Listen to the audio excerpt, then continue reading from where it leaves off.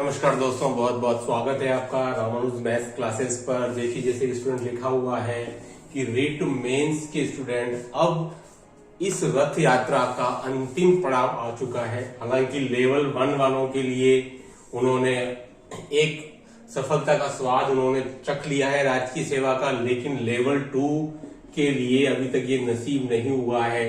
पिछले 5 वर्षों में स्टूडेंट लास्ट अंतिम भर्ती जो स्टूडेंट आपके 2018 में हुई थी, और जहां तक मुझे याद है शायद वो फरवरी माह में ही पेपर हुआ था, 10-12 फरवरी के आसपास। तो स्टूडेंट फिर वही समय का पहिया घूम करके आपके फरवरी माह में आ गया है।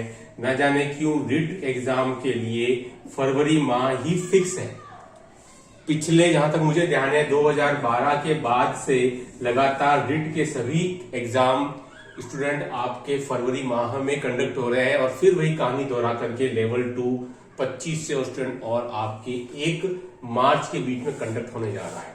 अब देखिए स्टूडेंट, पूरे 5 साल बाद ये मौका मिल रहा है, तो अब की बार स्टूडेंट कोई कमी आपसे नहीं रह जाए। कुछ बातों को विशेष ध्यान रखना है। अभी जितने भी समय बच गया है आपके लिए 15, 16, 17 दिन का, विशेष ध्यान रखिए स्टूडेंट। नंबर 1 कि आप अब कोई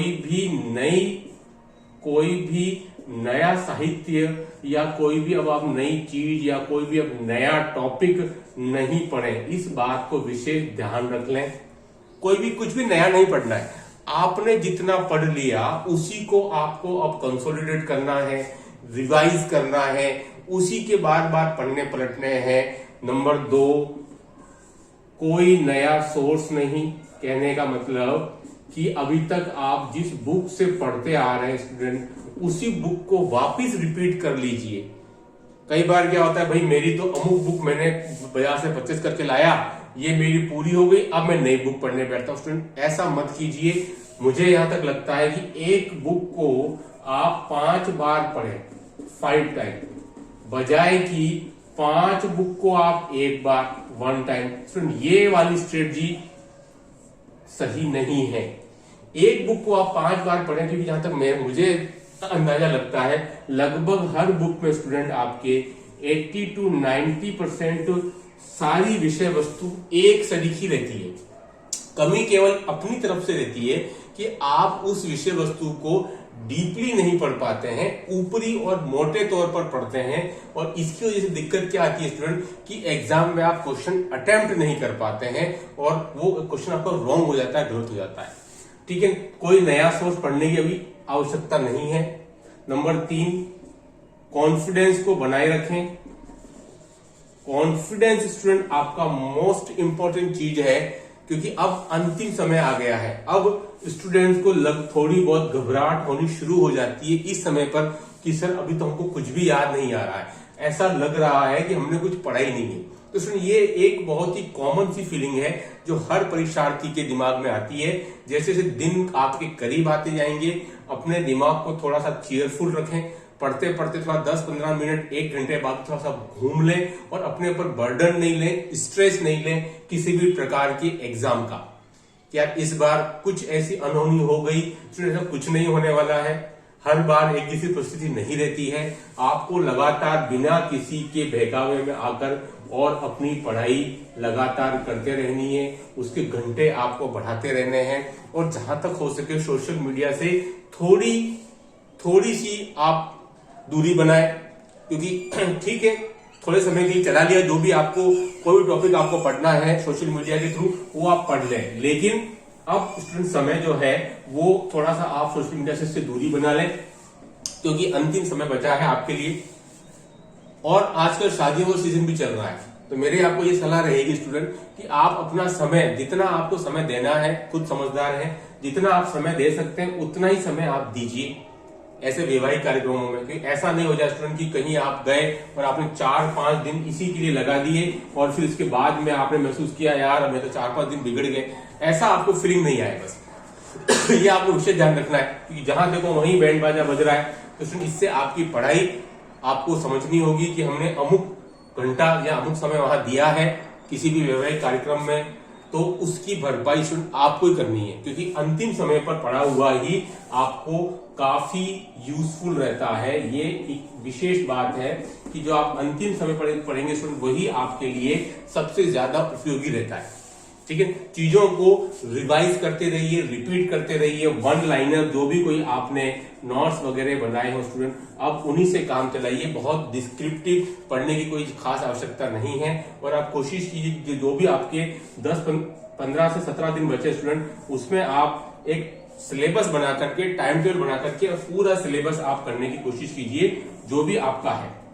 सब कुछ टच करिए एक बार, ठीक है, क्योंकि सिलेबस कोई बहुत ज्यादा, अगर मैं जीके को छोड़ दूं तो फिक्स है, मैथ्स का भी फिक्स है, साइंस का भी फिक्स है, आईसीटी और आपके साइको सभी स्टूडेंट फिक्स है।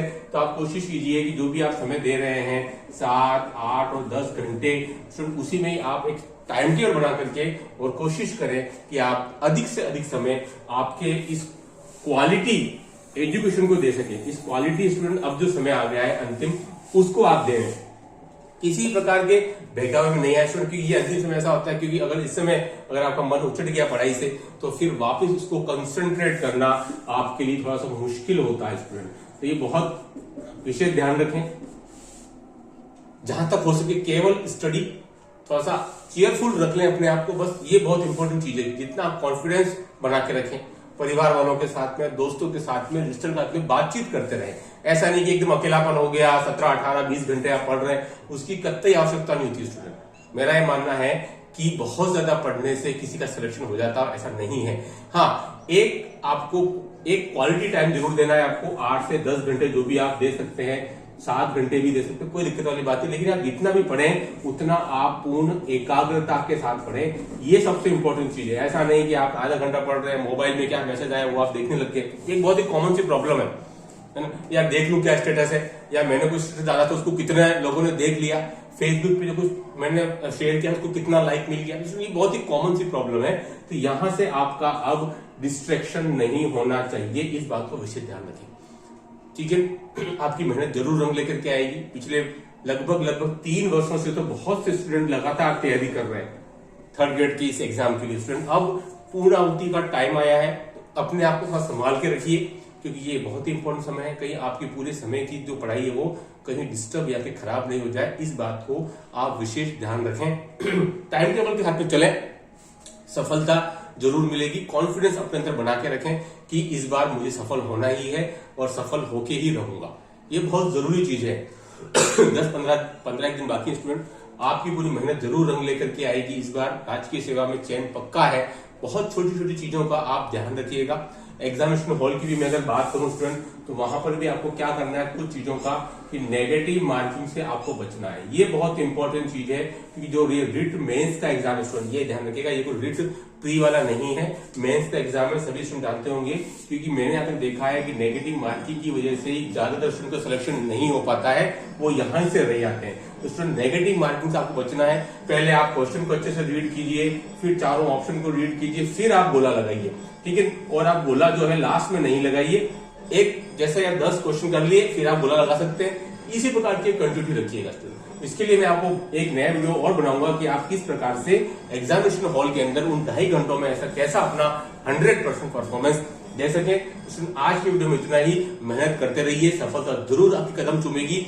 बिना किसी भय के आप तैयारी करें, और जो बिना किसी अनहोनी के, कोई अनहोनी घटित नहीं होगी स्टूडेंट। सब कुछ चीजें आपके पक्ष में रहेंगी, और बस फिर आपकी कठिन तैयारी करते रहिए जो आप पिछले काफी सालों से कर रहे हैं स्टूडेंट। इसी के साथ में वीडियो को विराम। Do like, share, subscribe my channel. Okay, thanks, धन्यवाद।